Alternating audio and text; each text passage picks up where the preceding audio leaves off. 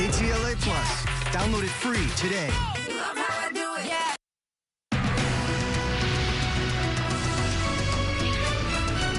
Now at noon, a U-Haul driver has been arrested after plowing through a protest for Iranian people in Westwood.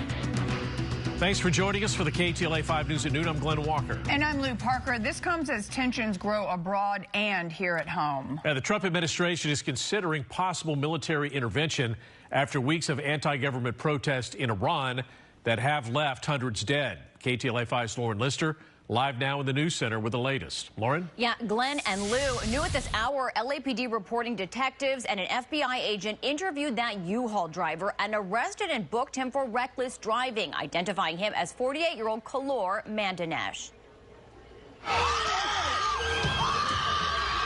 Chaotic moments in Westwood at a protest against the Iranian regime Sunday when a U-Haul plows through the crowd. Thousands of miles away, another night in Iran saw protesters flood the streets of the capital and other cities, rallying against their authoritarian leaders. Human rights activists say more than 500 protesters have been killed and 10,000 detained in a government crackdown over recent weeks. After President Trump threatened intervention, late Sunday he said Iran wants to negotiate. We may meet with them. I mean, a meeting is being set up, but we may have to act because of what's happening before the meeting. But a meeting is being set up. Iran called. They want to negotiate. Here in SoCal, as many as 3,000 people protesting against the Islamic Republic outside the federal building in Westwood Sunday. We are here for regime change. We're asking the world to be the voice of Iranian. There's internet shutdown. They're killing people. They're slaughtering people. At one point, someone driving a U-Haul truck through the crowd. Demonstrators saying he appeared to support Iran's current regime. Some in the crowd then trying to attack the driver, the LAPD taking him into custody. In Iran, the currency is plunging in value, and the government has cut internet and phone lines. Iran's parliamentary leader says if the U.S. attacks, American military bases and ships in the region and Israel will be treated as targets for retaliation. If they do that, we'll consider things targets that they wouldn't believe. If they do that, we will hit them at levels that they've never been hit before. They won't even believe it. Iran state media reporting leaders of the country appeared at pro-government rallies today, describing anti-government protests as foreign-backed riots. The White House says Iran's public message is very different from private messages the administration is receiving, but all options to respond are on the table. And airstrikes would be one of the many, many options that are on the table. Diplomacy is always the first option for the president. And back here locally to that U-Haul truck incident, initially authorities had said 2 people were struck at the scene declining treatment. Now authorities saying that detectives did contact possible victims and none reported being struck by the truck. So we'll continue looking over the new information from police and have another update for you coming up next hour. For now, that's the latest live in the news center. I'll send it back to you. Lauren, thank you. Demonstrations were held around the U.S. over the weekend, including here in Los Angeles, to protest the fatal shooting of a woman in Minneapolis by an ICE agent. The crowds were calling for ICE to be removed from their communities, as well as criminal charges against the agent who shot the woman, identified as Renee Good.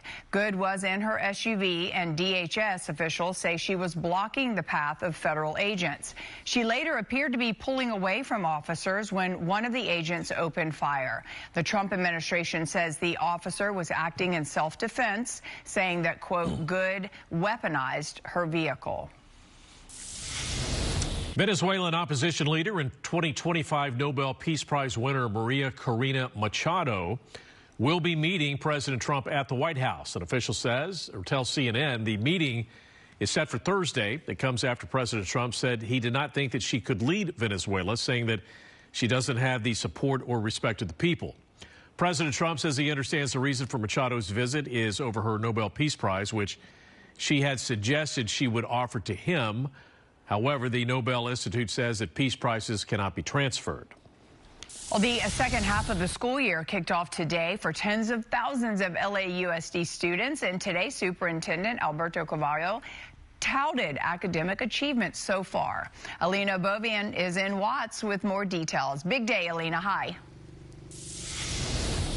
Hi there, Lou. That's right, a really big day for these kids, considering they had 3 weeks off and now it's back to school, back to business. That is exactly why Superintendent Alberto Caravallo was here at 96th Street Elementary School in Watts in order to preview the school, to take a tour of the campus, and also to have this message out for the rest of the district for the rest of the school year. Take a look at this, essentially taking the temperature, saying we're in a good position now and we need to ensure that we continue this way. LAUSD Superintendent Caravallo holding this press conference this morning, highlighting major academic gains across the district, saying students have not only recovered from pandemic learning loss, but are now exceeding pre-COVID levels. Enrollment for the district may be down slightly, but attendance is up by 40%. New data from Smarter Balanced State shows improvements across all assessment, including reading, math, and science. Governor Gavin Newsom also recognizing these achievements last week during his State of the State address, mentioning LAUSD in reference to the immigration enforcement raids happening in Southern California. District leaders today saying they are also ensuring that campuses will be a safe place for students. Enforcement will not be allowed on campus without a signed judicial warrant. Now, district officials also say that entering the second semester of 2026 with renewed optimism and a commitment to keeping students learning supported and safe. This school is an example. 96th Street Elementary is a priority school, but it is a school that has reduced chronic absenteeism from last year to this year by a remarkable 40%. It is a school that has seen significant improvement this year alone in reading and mathematics. That's right. Superintendent Caravallo could not stress enough how important it is for students to be on campus, not only for some of the assistance that they receive, but also for our attendance, considering that's exactly where funding comes from. I'm Lena Bourbon reporting live here in Watts, KTLA 5 News. All right. Thank you, Alina.